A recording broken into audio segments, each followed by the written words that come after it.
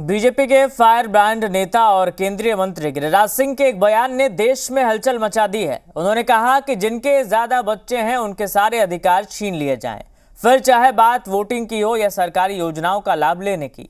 और इस पर अब सियासत तेज हो गई है। ये रिपोर्ट देखिए।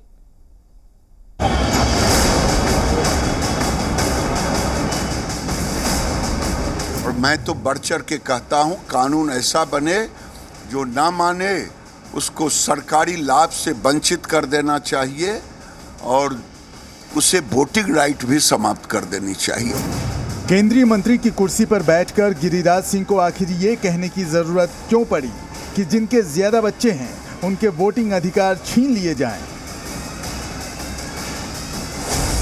इसकी वजह है आरएसएस की पत्रिका ऑर्गेनाइजर का वो आर्टिकल जिसमें घटते हिंदू और बढ़ती मुस्लिम आबादी पर चिंता जताते हुए जनसंख्या नियंत्रण कानून की मांग की गई है। संघ के लेख में खास तौर पर 4 राज्य पश्चिम बंगाल, बिहार, असम और उत्तराखंड का जिक्र किया गया है और दावा किया गया है कि यहाँ मुस्लिम आबादी हिंदुओं के मुकाबले तेजी से बढ़ी है। इस तरह के आबादी असंतुलन को लेकर सतर्क होने की जरूरत है। केंद्रीय मंत्री गिरिराज सिंह ने संघ की बात को और आगे बढ़ाते हुए कहा कि देश के 147 जिले में सबसे ज्यादा आबादी बढ़ी है और इसकी बड़ी वजह मुस्लिम है। आप देखेंगे तो 147 जिले जहां सबसे ज्यादा बच्चे पैदा ले रहे हैं, जनसंख्या का एवरेज, वहां आबादी उन्हीं की है, मुस्लिमों की।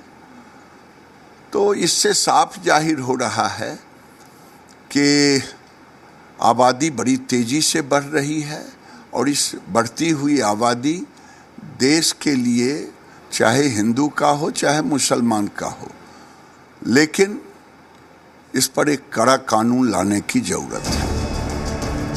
आबादी में असंतुलन का आंकड़ा अब समझिए। भारत में साल 1991 तक 82% हिंदू थे और 12% मुसलमान, लेकिन 2011 की जनगणना में हिंदुओं की जनसंख्या 80% से भी घट गई और मुस्लिम 2% बढ़कर 14% के पार पहुंच गए। साल 1991 तक बंगाल में हिंदू 74% थे और मुस्लिम आबादी 23% थी।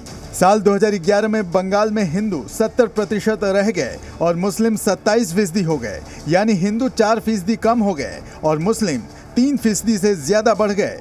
इसी तरह बिहार में साल 1991 तक हिंदू 82% और मुस्लिम आबादी करीब 15% थी। साल 2011 में हिंदुओं की संख्या 82% ही रही, लेकिन मुस्लिम आबादी 2% बढ़कर करीब 17% हो गई। असम में 1991 तक 67% हिंदू थे और मुस्लिमों की आबादी 28% थी और 2011 आते आते हिंदू करीब 6% घटकर 61% पर आ गए और मुस्लिम करीब 6% बढ़कर 34% को पार कर गए। कांग्रेस के नेता और कई मौलाना इन आंकड़ों को देश के लिए खतरा नहीं मानते। उन्हें खतरा आरएसएस के एजेंडे में दिखता है। बात ये, इनके पास और कौन सा एजेंडा है? नफरत फैलाना, लोगों के बीच में वैमनस्यता पैदा करना, झूठे आरोप लगाना, झूठी खबरें लगाना। ये किस आधार पर किया जनसंख्या का उन्होंने? 2011 के बाद तो सेंसस ही नहीं होने दिया उन्होंने। अरे 2021 का सेंसस फिगर्स क्यों नहीं अनाउंस करती है Bharatiya Janata party? Caste wise census क्यों नहीं कराती? जिनकी जनसंख्या 100 करोड़ की आबादी जिनकी हो, उनके ऊपर 25 करोड़ के लोग क्या कर सकते हैं? कुछ नहीं कर सकते। ये सिर्फ एक नेगेटिव है, मुसलमानों के खिलाफ प्रोपेगेंडा जो है बनाया जा रहा है। कल विश्व जनसंख्या दिवस है और भारत दुनिया की सबसे ज्यादा जनसंख्या वाला देश बन चुका है, लेकिन देश की आबादी में मजहब के आधार पर असंतुलन का मुद्दा बड़ा है।